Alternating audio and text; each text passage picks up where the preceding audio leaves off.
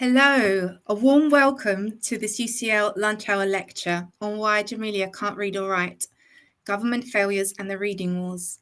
My name is Gorana Henry and I'm a primary PGC program leader and primary and early years initial teacher education lead at the IOE UCL's Faculty of Education and Society. And I'm so delighted to be chairing today's lecture, which I know will have both personal and professional significance to all of you joining us today. So a bit of my background. Prior to my current role at the IOE, I was a senior leader in a primary school and very much involved in decision-making around how to approach the teaching of phonics, reading and writing across particularly 2021-22 academic years when the DfE released guidance on the criteria for the teaching of systematic synthetic phonics. And I remember well some of the tensions as well as financial considerations that many of you, I'm sure, are still considering or may be considering as you listen to today's lecture. So it's my absolute honour to introduce today's speakers. We have Dominic Wyse and Charlotte Hacking. Dominic Wyse is Professor of Early Childhood and Primary Education at IOE, UCL's Faculty of Education and Society. The main focus of Dominic's research is curriculum and pedagogy, which includes a sustained contribution to knowledge about teaching writing, reading, and creativity. Charlotte Hacking is Director of Learning and Programs at the Centre for Literacy in Primary Education, and you may know it better as CLPE. Charlotte's special interests lie in early years, early reading development, the development of writing, and the use of picture books and poetry to raise children's engagement and attainment. And just before we begin, I wanted to let you know that we very much are inviting you to be curious during this lecture, and we'll have some time at the end of the lecture for questions. And the way that you can submit these is at any point during Dominic's and Charlotte's talk by going to Slido, so that's SLI.do. You can just enter that into your internet browser and entering the event code, which is #reading wars. So just to repeat, Slido, SLI.do, and you'll be prompted to enter an event code, which is #reading wars, one word. So I will now hand over to Dominic for his talk. Thanks very much, Gorana. I'll just get the slides up and running and just checking that you can see that first slide there. I presume everyone can, and so I will start the lecture today. Thank you all so much for attending this. We really appreciate the interest. There were more than 200 people registered, and we're really grateful that people share some of our interests and concerns and indeed potential solutions. So we have the title, Why Jahmelia Can't Read. That's an echo of an infamous text in the United States called Why Johnny Can't Read in 1955.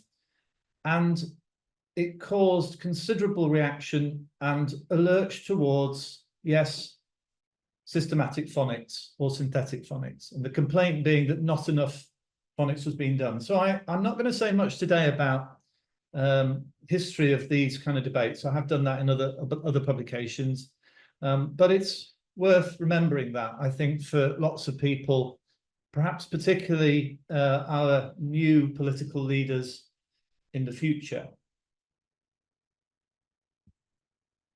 I lead the Helen Hamlyn Centre for Pedagogy, a research centre devoted to improving pedagogy for young children. So let me begin with what I'm calling true stories, ?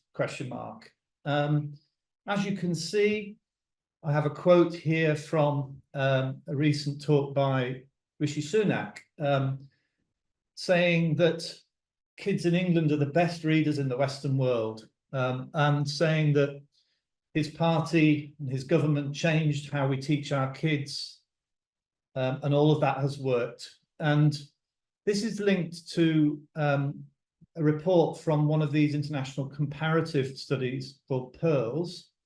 And you can see that the Telegraph glossed this by saying that Mr. Sunak says the UK was plummeting in league tables in 2010, but is now marching up those international league tables. Well, let's have a look at, very briefly, I just want to have a quick look at some of the data. Oh yes, by the way, the phrase, I'm always interested in how phrases come about. As far as I can tell, the idea of the best in the West was around in the Daily Telegraph in 2023.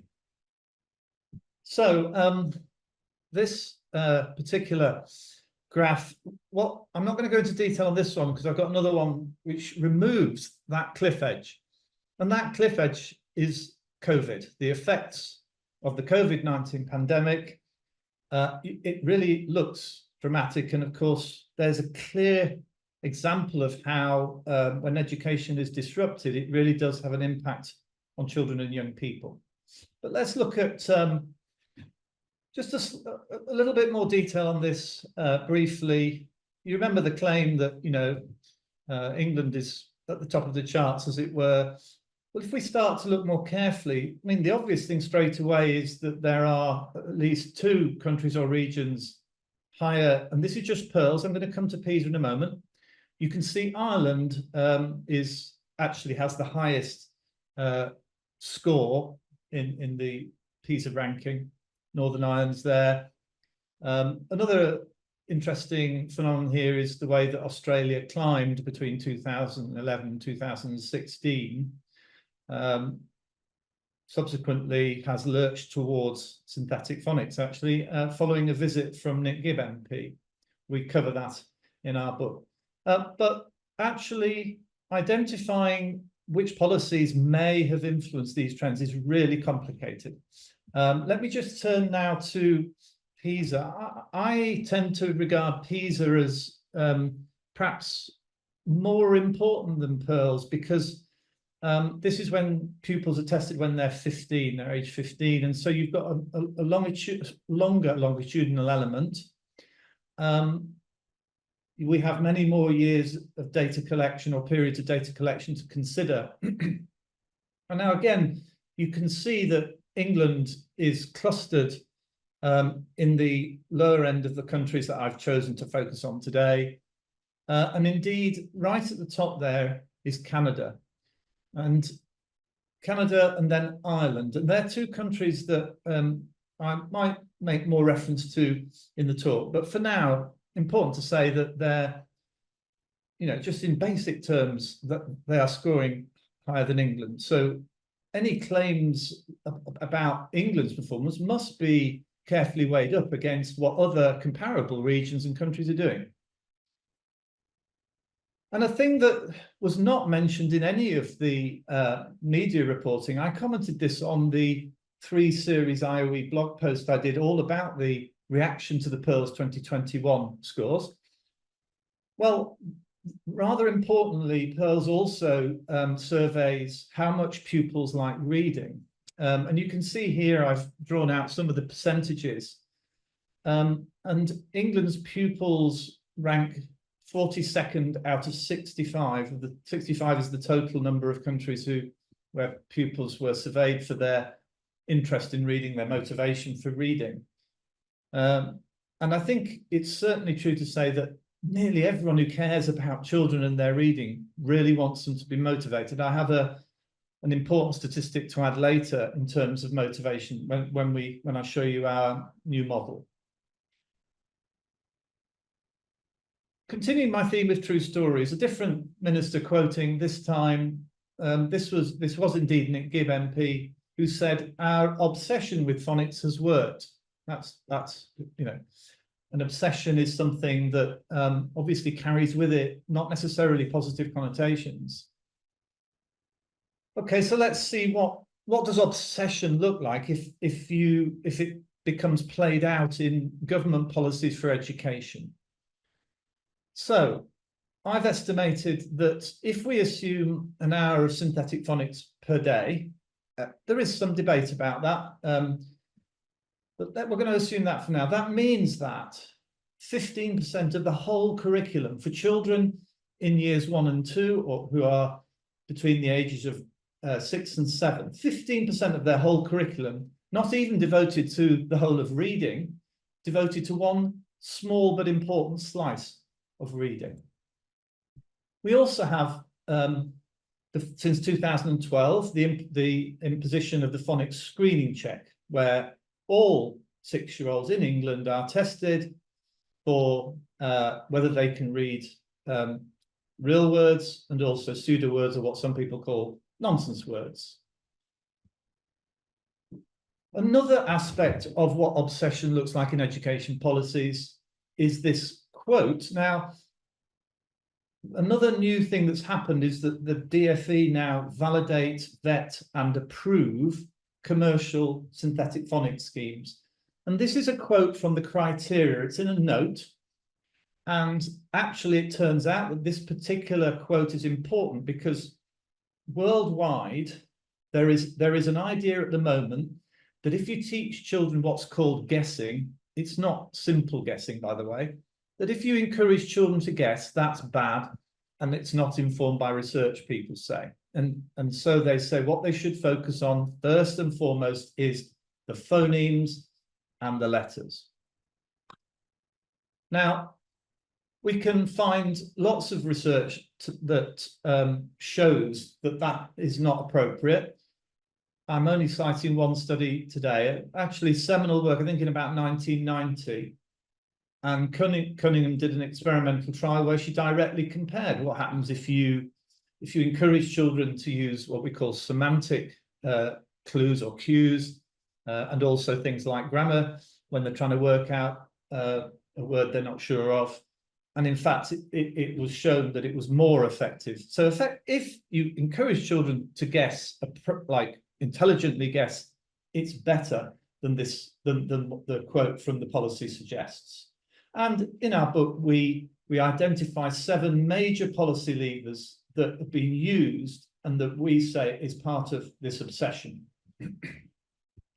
Well, I had a quick look at some of the international comparative data, but how about closer to home? Okay, you know, as you may well know, we have a battery of statutory assessments and tests in England. So the phonics screening check, which, by the way, we know this from curriculum research on curriculum, that if you have a high stakes test, it distorts the curriculum, or it can do. We would argue this certainly has. It's one of the most powerful levers to force change. But even though for more than a decade we've had an intense and increasing focus on synthetic phonics, 21% of children, when assessed in 2023, did not meet the expected standard. 21%, even in the thing that has been the biggest priority of all. You can see below that on the, actually, in my view, rather more important assessments, particularly teachers' assessment of reading, particularly teachers' assessment of writing, 32% and 40% of children not meeting the expected standard. And so when we did quite a lot of the work in a previous paper, we looked very carefully at the statistics around international comparative studies. We actually concluded that it's so difficult to attribute a particular policy. If I just add one detail, of course, you have to track back to when did a policy actually start?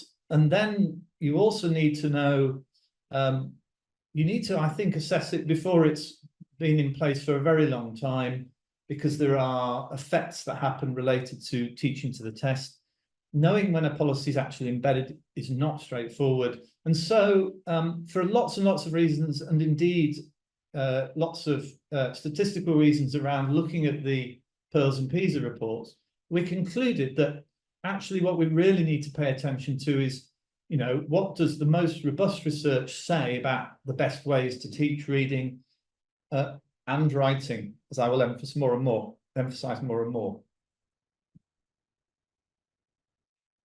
Now, particularly in the USA, this concept of the science of reading, it's become a real sort of buzzword and is usually quickly associated with narrow synthetic phonics. and the idea that if you do narrow synthetic phonics, that will have a massive effect, is claimed, on helping young children to read better. But my reading of the science of reading and the reactions to it is it's not even looking really at the science of reading. And so I'm only going to give a few examples here. You can see on the slide. So even if we begin with systematic reviews, tertiary reviews, so these are robust studies published in peer-reviewed research journals, typically. There are now, I've put there 3 of 24. Well, I've found 24, but there are more. But these are all covering, if not scores of studies, sometimes hundreds of studies. Just to give an example, so the tertiary review by Carol Torgerson and colleagues, published in 2018, found that many studies, so in other words, of the effective interventions that they located through the systematic searching, in most interventions, the studies added phonics to whole language approaches, which by some people think that whole language approaches are completely useless. But overall, they said what they call balanced instruction is indicated. If we take struggling readers, the systematic review by Russell Gersten and colleagues, I focus in here on the final sentence that interventions that included writing resulted in higher effect sizes. But overall, what we're finding is multi-component approaches are what's needed. And it's possible that many teachers will say, well, yes, that's what I would have assumed, because when I'm actually teaching, undue separation doesn't really work. And then finally, on this slide, the Sebastian Suggert systematic review, which I regard as particularly important because it was one of the few systematic reviews to focus only on longitudinal studies, i.e. that included post-testing at least 11 months after the end of the intervention had finished, and found that phonics interventions that included a comprehension component, that means reading comprehension component, were more effective than those that did not. In the 2022 paper, Alice Bradbury and I also looked in detail at what was actually happening in these effective single studies that were covered in the systematic reviews. Here's one just to give an example. And I give this example because lots of people kind of say, well, some people say, it's quite clear from the science of reading that synthetic phonics is the only way. And why would you ever say anything else? But if you actually look at the detail of how these studies, what were the interventions? What were the teachers doing? What were the pupils experiencing? What was the philosophy? So here's one that was one of the very effective interventions. And there were booklets that supported this intervention. What were they like? Well, these booklets were thematic and they contained familiar topics to increase the child's expectation that text should make sense. So there was an emphasis on making meaning, making sense. There was not an emphasis on a narrow slice of working particularly on learning phonemes, although that work was done. There was also a strong fit between the illustrations and the text to develop the concept that both text and picture frame the meaning. Very rare do you hear people advocating for synthetic phonics saying, well, actually, in terms of meaning, we do need to consider the way that illustrations work in young children's books. So now I'm going to turn away from the snapshot of empirical studies to consider another area that's vital to how we might know what's likely to work on the basis of research and theory. There are some very good models, very influential models. Perhaps this is one of the most influential, the simple view of reading. Reading equals decoding and comprehension, language comprehension. But I want to highlight something here. If you go back to the original paper by Philip Goff and Sumner, they were quite clear that this was not about teaching. We begin by noting the issue we wish to discuss is not that of the place of decoding in reading instruction. They recognized it was important, but that was not the main focus of the work they did. And another model that is also popular, in fact, perhaps a bit more popular with teachers. I've come across teachers in England mentioning this, the reading rope, but also actually it's cited in a report in Ontario, Canada, that fed into a lurch towards synthetic phonics there. But you can see that this, although the strands of the rope do join up, there is a clear separation in language comprehension and word recognition, which is quite similar to how it was framed in the simple view of reading by Gough and Tumner. Well, we think that although those models do have some really very helpful aspects, it's time that we moved on and had models that most of all are models of teaching, not models of learning. So as Charlotte and I worked on the book and the paper, we were thinking about, well, what are the principles, if you like, the philosophies that underpin the approach that we've developed.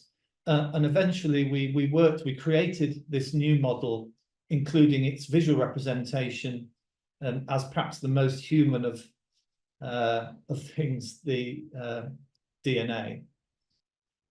So this has been published in the peer-reviewed journal Literacy this month, and we have obviously a longer account in the chapter in the book that goes through previous models and explains in more practical detail how our model works.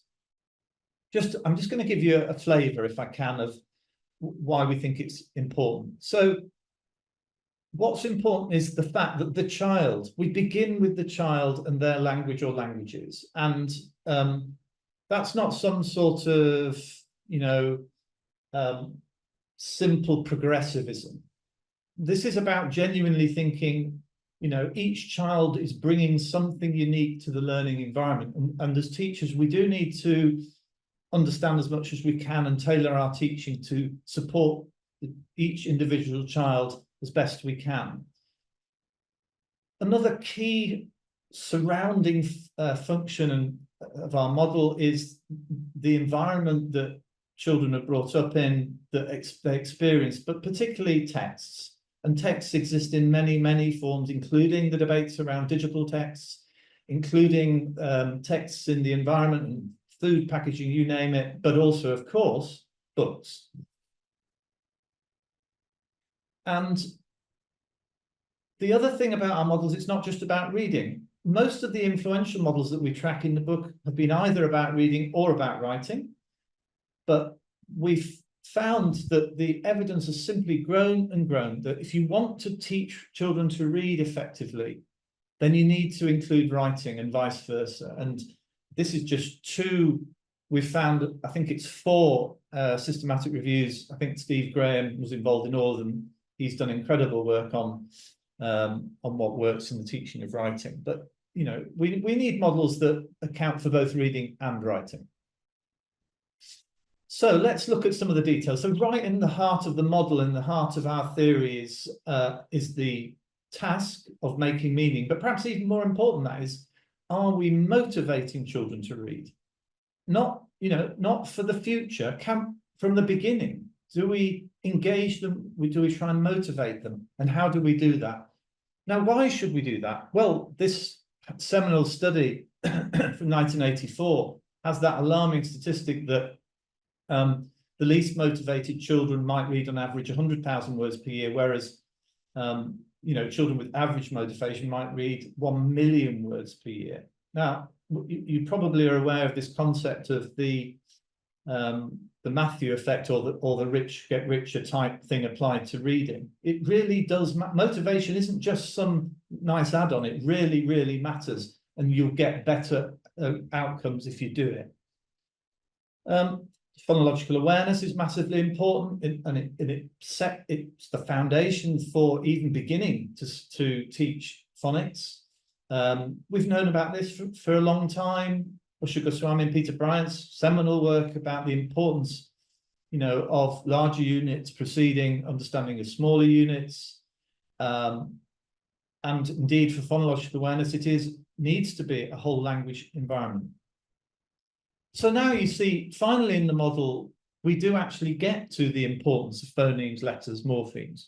So we've never said that systematic phonics teaching isn't important. It is important, but it's become way out of balance, as I hope the policy levers that I showed you would indicate.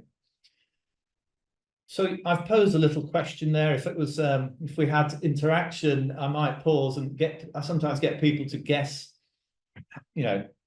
how many ways do words in the English language make the oo phoneme? And you may have had a quick think about that. So it's a fascinating paper that is not even available digitally. I had to go back and contact the authors in fact, the editor in Canada. And you can see some words there that you might think, well, they're not terribly common, but nevertheless, they're part of the language. And they're in dictionaries. The researcher used dictionaries at the time to identify words. So that's 38 different ways in relatively common words. And this, Nick Naikos then predicted a total of 1,120 graphemes, which in that study they applied to 40 speech sounds or phonemes. Why am I saying that? Well, because it really is impossible, I would say, and not desirable to teach children every single phoneme. Don't think anybody advocates that, but it's the complexity. And so we have the self-teaching hypothesis, which says if you teach enough, then children self-learn. And I think we've underestimated children's ability to self-learn. So that sort of concludes my start to the lecture. I'm going to hand over to Charlotte now, and hopefully this will all work smoothly. Thank you very much, Dom. Just as a little bit of my background, I've been involved in primary education for over 25 years now, both as a teacher, a school leader and a teacher trainer, but I now work for CLPE, and we are an independent charity that's worked with primary schools around the country and beyond. And what we do is support them in developing best practice in all aspects of literacy teaching. And CLP has now done that for over 50 years.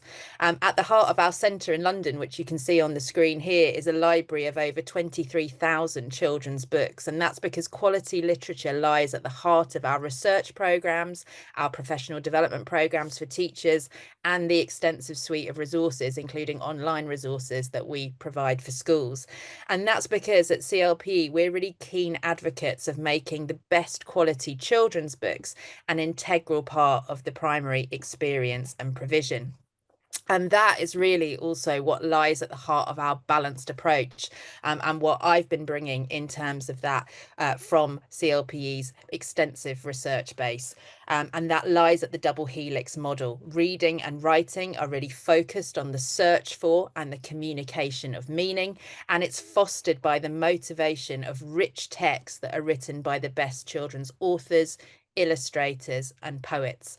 As Dom said, we are advocates of phonics done in the right way, but what we are advocating is that balance between teaching that's based on the use of whole text, systematic teaching about that alphabetic code, but also putting that into the context of other linguistic features as well. It's about that central focus on comprehending the meaning of written language, but balancing that with the acquisition of a range of skills and knowledge. We're making those explicit links between phonics teaching and those other linguistic aspects. That's often with a combination of real books and reading scheme books with controlled vocabularies. And that's what we're going to demonstrate in the next part of this. Well, we know from a wealth of research, including some longitudinal studies by Iram Siraj, that children who succeed against the odds are those that have got real rich reading experiences, and are those that have enabling adults around them that can engage in talk, play and engaging experiences. Sharing a book with children is one of the most important things that we can do in building that sense of motivation and therefore reading for pleasure. It not only supports children in engaging with a given book, in learning to read and in sharing responses, but it undeniably strengthens the bonds between adult and child. That's an essential part of learning to read, of which bedtime reading routines also form a part of. And we know that children who read at home and who are read to at home and read with at home and who read for pleasure are much more likely to succeed against the odds, increasing both their academic achievement and their life chances. Sharing books and stories together provides opportunities to just be together, to recognise and value how children engage with the story and the illustrations that are often part of those early books that you'll share with children as well. To look and talk together about what characters are doing, what they're feeling, to explore emotions and feelings and encourage empathy, to enhance children's imagination and their creativity, to extend their vocabulary and language, including that really vital story language that gives them the building blocks of narrative. It's also about looking at how books work by turning pages, pointing to words, using the pictures, but most importantly, to develop that lifelong love of books and reading. Now, when we're working with children, we also need to be aware of the children who don't have books in their home, the ones who don't get read to often and who don't get routines like being taken to the library or being read a bedtime story, because those are the children that we're really going to need to concentrate our efforts on in school if we're going to close those equality and attainment gaps that Dom looked at in the data earlier. Developing reader identity is a key part of this. Children need to be able to see themselves in the books that we're reading. So sharing, reading, talking about books should happen on a daily basis, and we should be carefully considering the books that we choose to use with children. In schools, in homes, in libraries, and in our bookshops, children need to meet text with characters that look like them, sound like them, and have the same interests and experiences. And our Reflecting Realities research at CLPE has been really unpicking whether there are enough books in the market for all of our children to be able to do this. And what we found when we started this research 7 years ago is that there weren't a wide enough range of diverse and representative characters where all children were enabled to do this.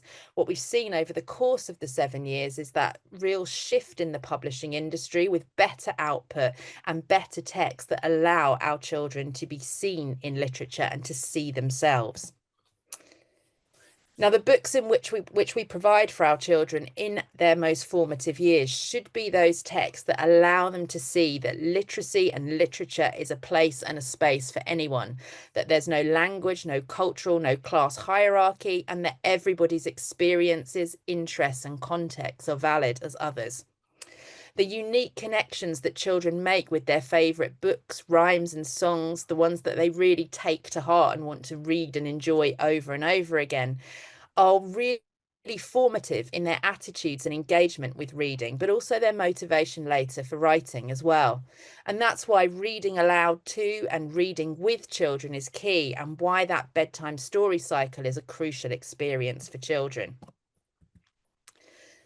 Our approach really aims to connect phonics, reading and writing. So in the second half of the book, we actually look at what this looks like in action.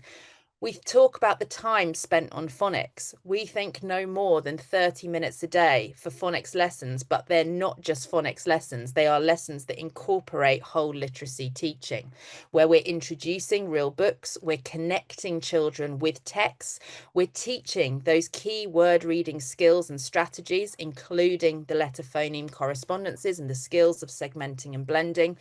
All of the activity leads to purposeful literacy activity, encouraging children to speak, to listen, to read, to write for a range of purposes and audiences, and that learning moves progressively from teaching children the basic code to the complex code and investigating more widely how words can be structured.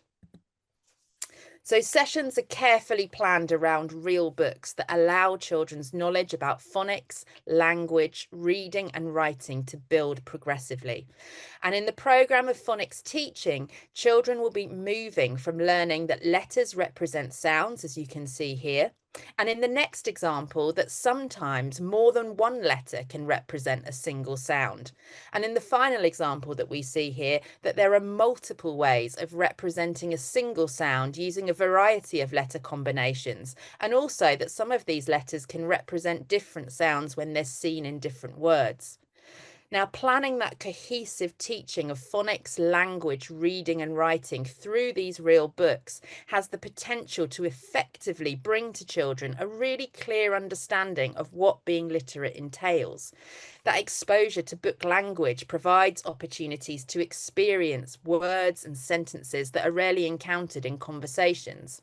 And those things start early in life. They're evident in the books children hear in the context of shared reading.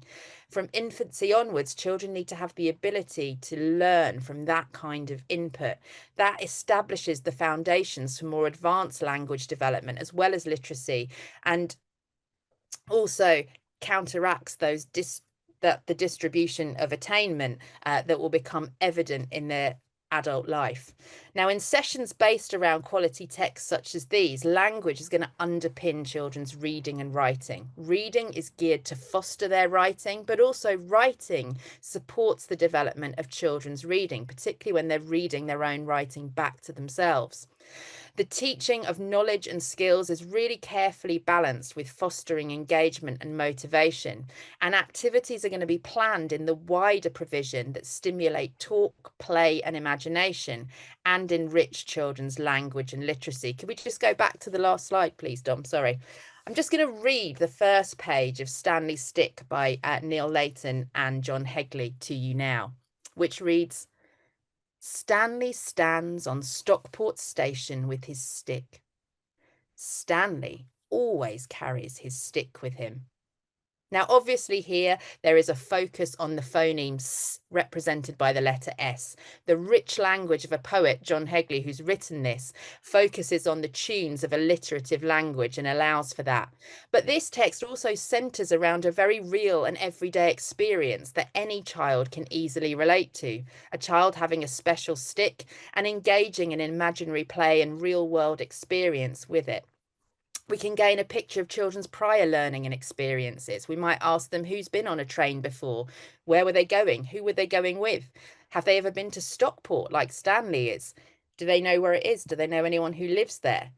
But also we can gauge their understanding of the situation that Stanley finds himself in at the opening of this story. We might ask them what they know or what they think they know about him. Why might he have his stick with him? What's the importance of calling it his stick? Not just Stanley stands on Stockport Station with a stick or the stick, it's his stick. Why is that word choice important? Who might he be with? Where might they be going? What makes you think that? What else is going on in the picture? Who else is at the station and what are they doing? There's a wealth of talk and opportunity around this. And as we look at the next example, we can see that extended activity planned around the text supports then children to consolidate the language and the concepts and develop their wider literacy skills. Responding to the text and illustration and planning in a variety of questions like we just explored around these helps children to develop retrieval, inference, deduction and empathy, drawing on what can be seen in the pictures and the story. The stick activity that we can see in this spread leads us not only to another letter phoneme correspondence, the A phoneme represented by the letter A, but also leads us to the kinds of activity that children can engage with in terms of exploratory and imaginative play with sticks themselves. And as we can see in the next examples, we can see lots of examples of children engaging in this kind of play-based formative activity that allows them to communicate, to engage in sustained shared thinking, and to also create writing for a range of purposes and audiences. You can see a nursery child here doing weaving with sticks, developing the fine motor skills in terms of handling objects that are going to lead to writing. These reception children that you can see here burnt wood. They looked at the changes that happened. They used the charcoal to provide observational drawings of sticks. In the next example, you can see children who've gone and found sticks for themselves and engaged in their own stick activities, describing the activities they did and engaging in play together. And in the final activity, you can see how purposeful writing opportunities are helping children to develop both compositional aspects of writing whilst they practice the early transcriptional elements as well. And that's all planned as part of the lessons that are stimulated by and extended from the text. What we want is for children to use and apply their phonic knowledge, but also wider writing knowledge and skills independently in self-directed and self-created writing. Phonics teaching is a vital part of this approach, but it's really balanced with all of the other elements of reading and writing, so that as well as developing the skills to decode and encode words, they never lose sight of the fact that reading and writing are driven by meaning and motivation. Now, in many phonics sessions taught using the more narrow approaches or from very highly published schemes, children are discouraged from drawing on pictures cues, or they centre around texts that have limited vocabularies, shallow storylines, and illustrations which merely complement the text on the page rather than taking children beyond this. If we look inside this book now, we'll see that books like this that have the simple text, a fun den, a big hug, they're not going to be the books that, as Kathy Nutt-Brown said, would light the flame of a love of literature that will burn and burn throughout children's lives. What we need to be clear on is that these books are a scaffold, they're a crutch for children to practice very narrow and very specific skills that are part of children learning to read, and we should be using them as such.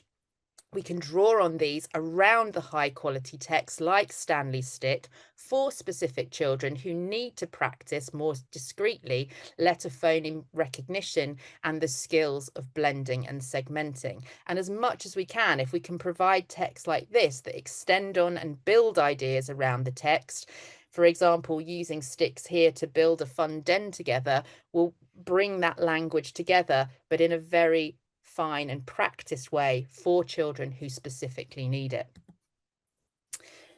These are also not the books that are going to fill children with rich language, vocabulary, and concepts that will feed their imagination as writers. Books like you see on the screen here are.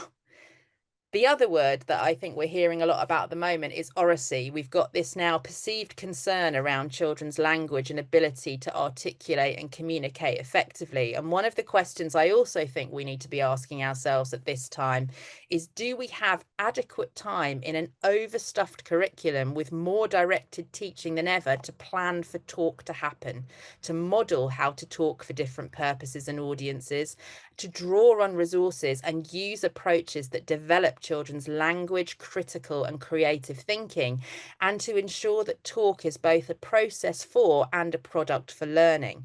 Because real books like this, like you see on the screen here, and rich experiences, as you see in the next example, that are going to allow children to play out language and play out concepts in action, to engage in talk, to engage in discussion with enabling adults, to engage in play and sustain shared thinking.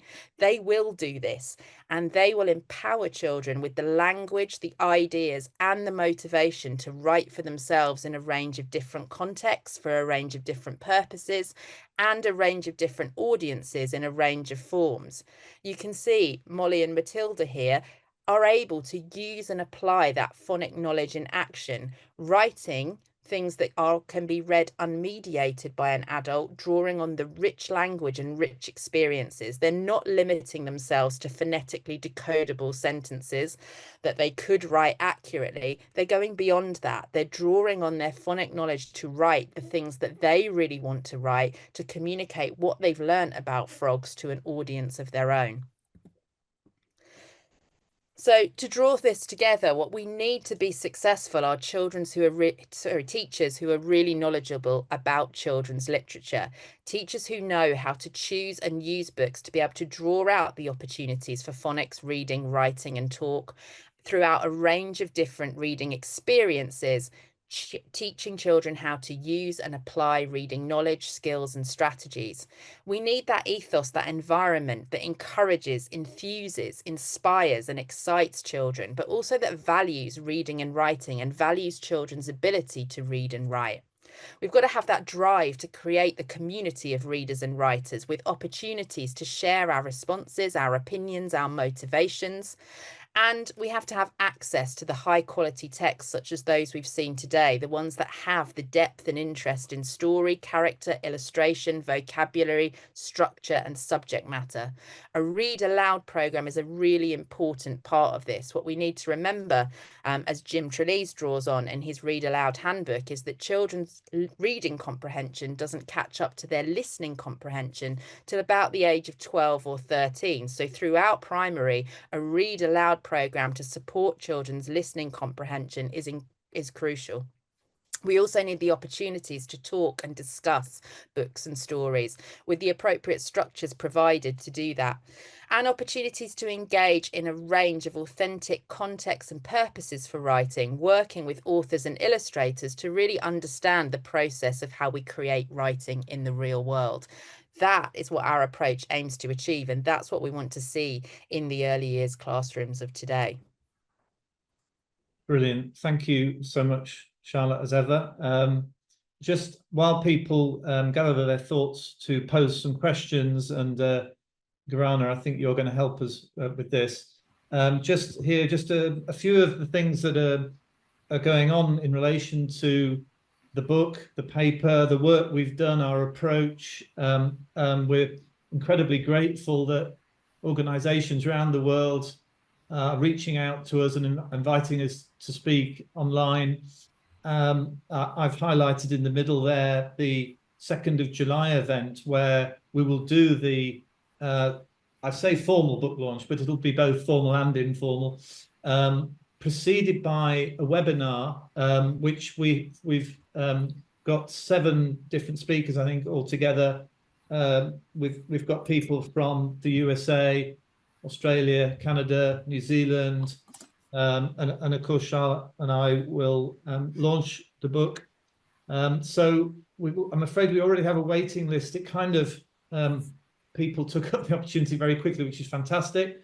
We've got a waiting list for the physical launch, but of course there's lots of room, endless room, almost infinite room for the hybrid webinar part of that event on the 2nd of July. The physical bit will happen at the wonderful CLP, and we'll be in that very room, I believe, Charlotte, where the library and all the thousands of books are. We will indeed. Thanks so much for listening. I'm going to hand over to Garana, and I shall stop sharing my screen. Thank you so much, Dom and Charlotte.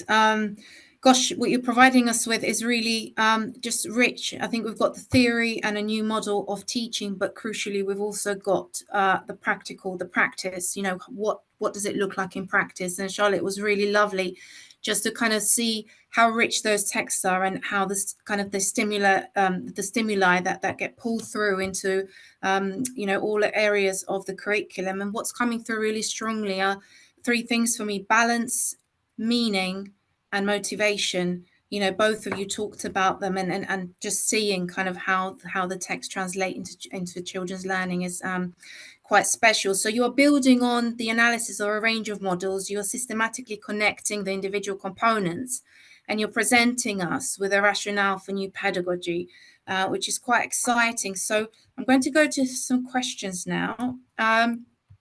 Okay. So we've got, how do you see the place of writing in relation to the reading debates? And perhaps, Dom, if we start with you there. Okay, yeah. I think the big problem has been the lack of attention to writing at all as part of the reading debates. And the reading debates, of course, from time to time rage furiously in the media. And that's no inconsequential thing. I mean, I understand that the Sold a Story podcasts in the USA were the 2nd most downloaded Apple podcast, which is extraordinary for a set of 6 podcasts about the teaching of reading. But apparently that particular journalist and her team have had strong impacts and legal impacts on how teachers teach. But it's all about reading.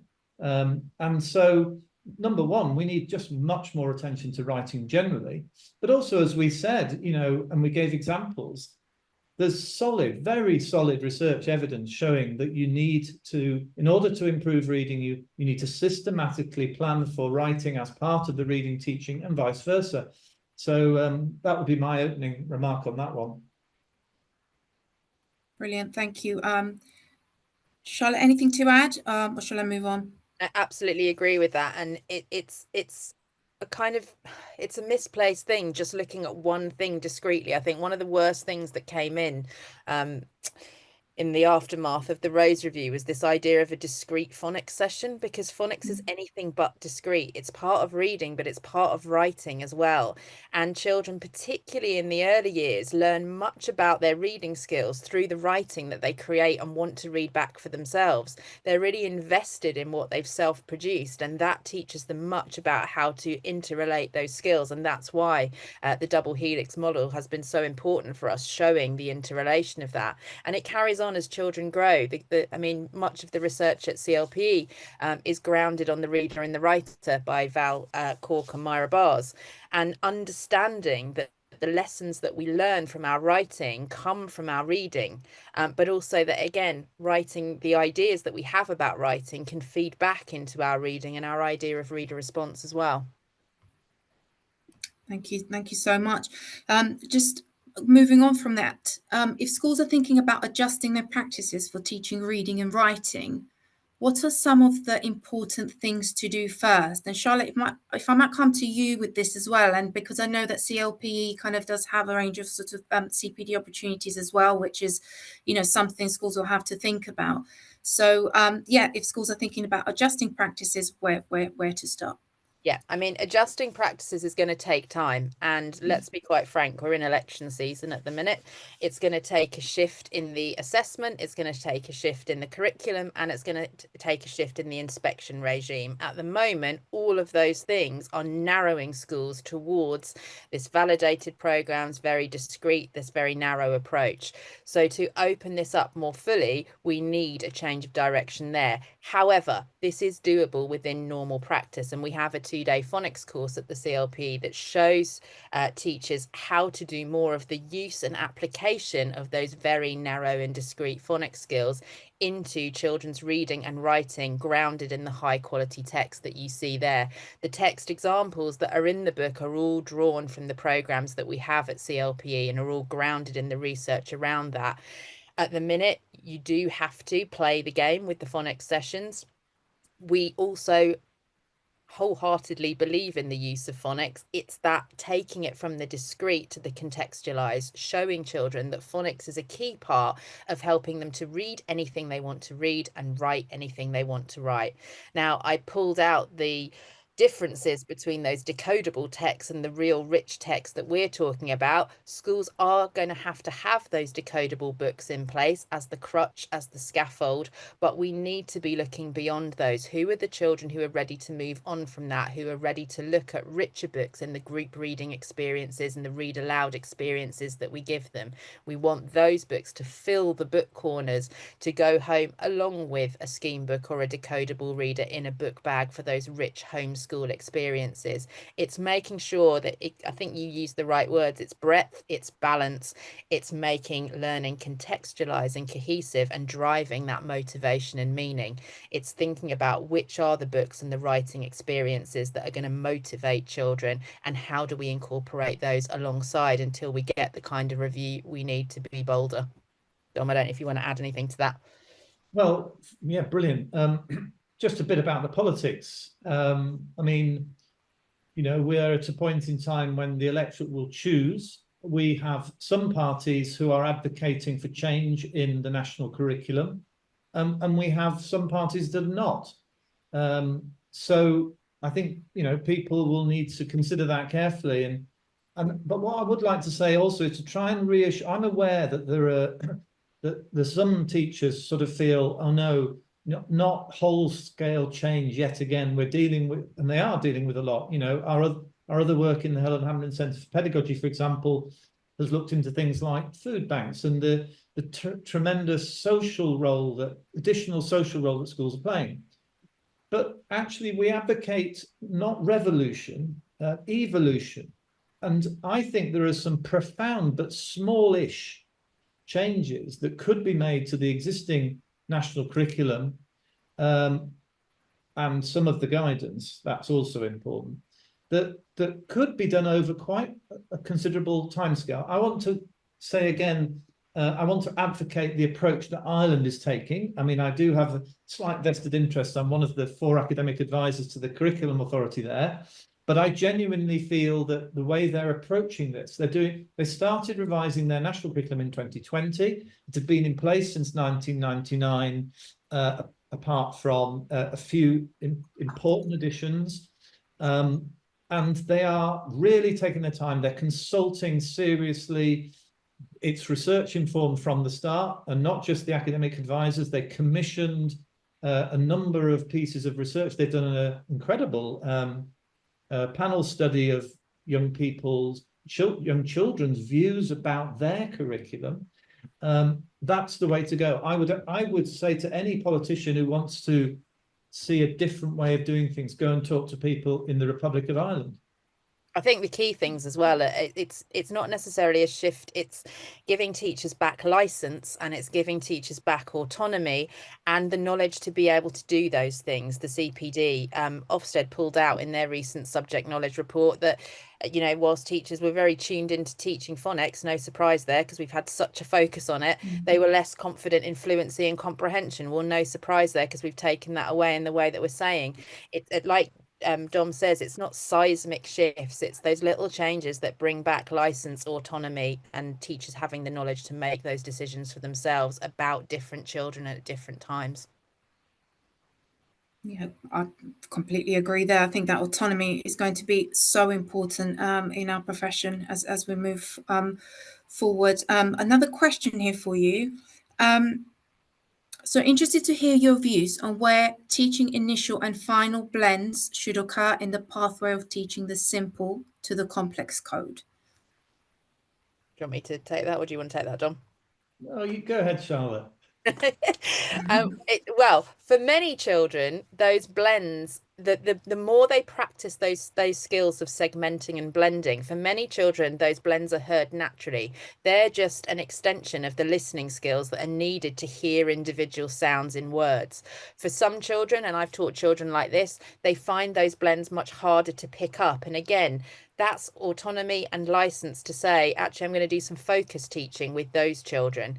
I think as soon as they've got enough sounds, so if you look at the first, I don't know, 6 to 8 sets of sounds, SATPIN, we can start to make words like sit, we can start to make words like tap. As we extend that knowledge, when we get to adding a grapheme phoneme correspondence like the ul sound and the L letter, we can add slip to that, and the children can very naturally move from hearing 3 sounds in a word to 4 sounds in a word as that arises in the teaching and learning. And that's how we set it out in the book. It's very much planned in that as soon as children have the auditory discrimination skills to do it, we bring those words in and they do it. But then it's about looking, observing, starting from the child and picking who are the children who are having those difficulties hearing that extra sound at the beginning or the end of the word, and how do we do some focused teaching with them to pick up on that. And just to add, I firmly believe we're doing phonics for too long in a child's life. And I think and we say this in the book, it's very difficult, obviously, to put numbers on this. We do try, but to be honest, what's most important is that teachers genuinely assess children, and when they can decode well enough, that they don't need synthetic phonics. There is an issue around morphology and spelling and writing, but generally speaking, we need to get them off quicker as soon as they're ready, and that's not easy to manage practically. I appreciate that, but that's really what we need to be doing, because 2 years, too long, 3 years for struggling readers. Currently, the national curriculum says struggling readers should have an extra year of phonics. Way, way, way too long. No research is showing that. I think the difficulties always come in that move from the synthetic to the analytic, and looking at, analysing patterns in words with an investigative approach, looking at why words are formed in the way that they are. That's never been broken down well enough in any of the programmes that have come out, because we've tried to push that continuation of phonics, of synthetic phonics, rather than moving to that analytical approach. Thank you both. We're very near the end, and I do have some closing remarks, but just very quickly, a couple of questions popping up about the term reading wars. How helpful is it? Is it a social media construct? Where is it coming from? Can you give us a very sort of brief answer on that, please? I don't mind. Yes, I think it spans from the profound to the ridiculous.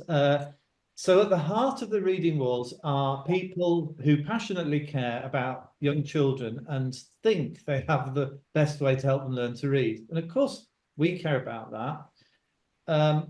Actually, funnily enough, in the paper that Alice Bradbury and I do, we use the word reconciliation, you know, and that wasn't quite how some of it panned out.